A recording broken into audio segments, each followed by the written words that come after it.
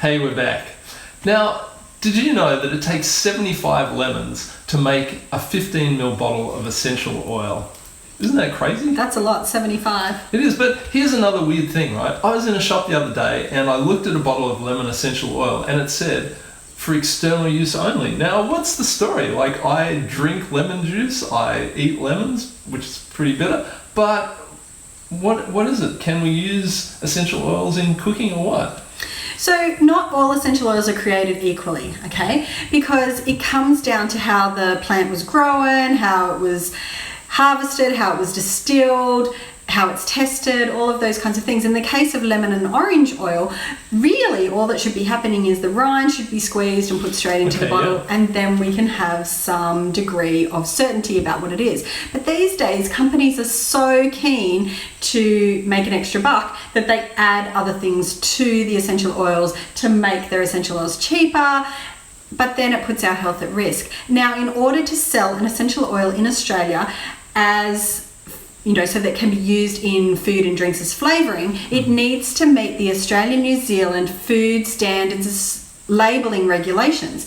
And unless it says so on the label, then I wouldn't be using it in my food and drinks. Okay, so you need to use a bit of common sense with this. You do. Don't go crazy and go overboard and, use a whole bottle or anything like that. Apart from the fact it's way too strong. That's super strong. But, a couple of drops in, I use lemon oil in my lemon slice or in a smoothie or something like that. In your water bottle at the gym? Yeah. Peppermint oil I would use in peppermint slice or peppermint chocolates, that kind of thing. But don't go overboard.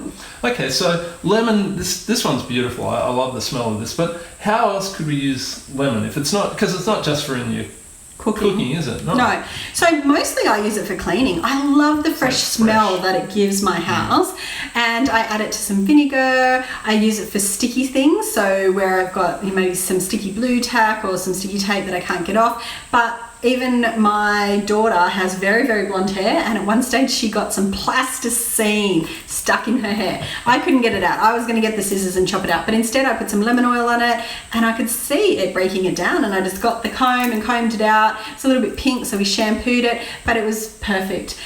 I love lemon oil for adding to moisturizer if I've got oily skin. And best of all, it helps me to focus. So if I need to concentrate on something, I'll put some lemon oil in the diffuser.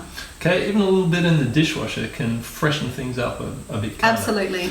So that's the third way that you can use essential oils. Next session, we're going to talk a little bit about the history of essential oils and one of my favourite oils, frankincense. Yep. Awesome. See you next time. We'll see you guys then.